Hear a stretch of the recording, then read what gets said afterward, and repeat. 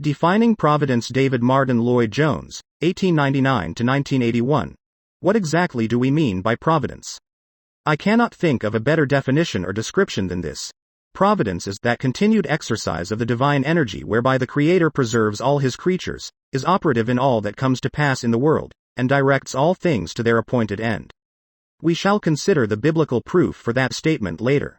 There are three elements in this idea of providence, and we must differentiate between them in thought as well as in practice, though, of course, the three tend to work together. You can look at the three aspects of providence from different angles. The first is the aspect or the element of preservation, that continuous agency of God by which he maintains in existence the things he has created, together with the properties and powers with which he has endowed them. Now, this is most important. The Bible teaches that God preserves everything that he has made. It is a continuous work. Some have tried to say that this doctrine of preservation simply means that God does not destroy the work he once made, but that is not preservation. It means more than that. We will put it like this. Everything that has been created by God has a real and permanent existence of its own, apart from the being of God, but that must never be taken to mean that it is self-existent, which belongs to God alone. If things were self-existent, they would not need God to keep going.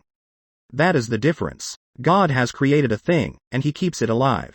He upholds all things, and they continue to exist as the result of a positive and continued exercise of his divine power. Notice how Psalms 104 puts it in verses 28 to 30. That thou givest them they gather. Thou openest thine hand, they are filled with good. Thou hiddest thy face, they are troubled. Thou talkest away their breath, they die, and return to their dust. Thou sendest forth thy spirit, they are created, and thou renewest the face of the earth. Now, God does not create these animals of the earth constantly.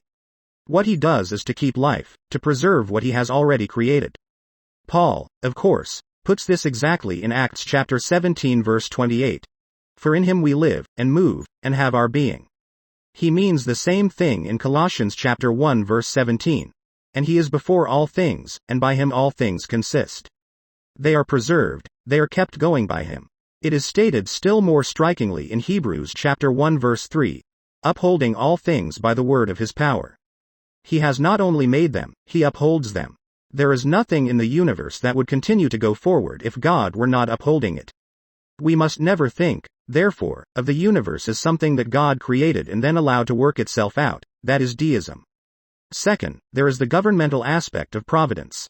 This means the continued activity of God whereby he rules all things to a definite end and object and does so to secure the accomplishment of his own divine purpose.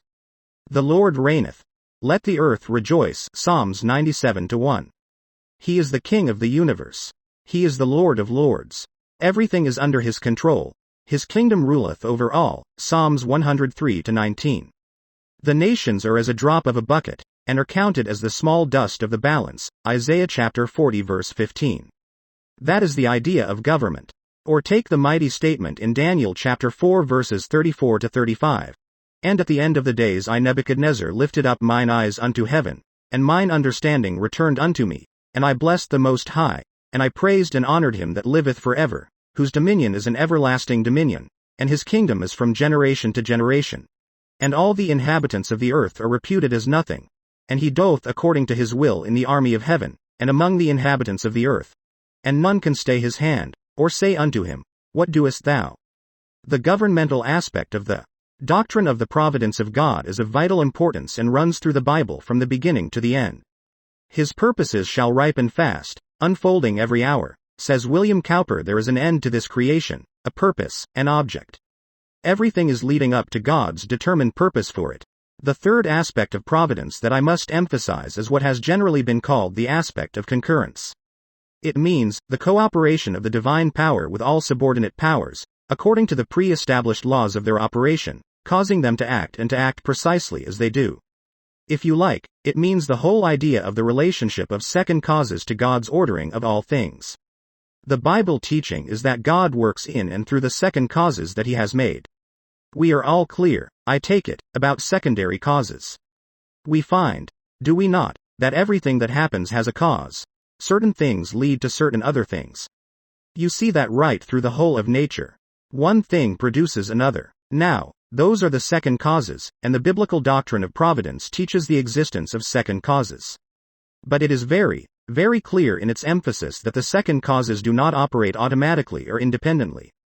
God works through them. They have their own operations, but God is over all these operations. Now, it is important to emphasize this point because so many people today speak of the powers of nature as if they were something independent. But they are not. There are powers and laws in nature, but not apart from God. God is in direct relationship to them, uses them, orders them, and manipulates them. So, we hold the two ideas at one and the same time, the reality of secondary causes, but their dependence upon God and His control of them. This is a mystery, of course. This is the difficult aspect of this doctrine. How can these things be true at one and the same time? But the scriptures teach it. You will find it in Psalm chapter 104 verses 20 to 21 and 30. Amos chapter 3 verse 6 says, "Shall a trumpet be blown in the city, and the people not be afraid? Shall there be evil in a city, and the Lord hath not done it?" Matthew chapter 5 verse 45 tells us, "For he maketh his sun to rise on the evil and on the good, and sendeth rain on the just and on the unjust." In other words, these things do not happen automatically as the result of the secondary causes or laws of nature. God is behind them. He is working in them and through them. He is not divorced from them. So there, briefly, are the three aspects of providence. You can think of them like this. The idea of preservation makes us think of the being of everything that is. The idea of government tells us that this being is guided, and the doctrine of concurrence tells us about how the activity is guided. Being, guidance, and activity.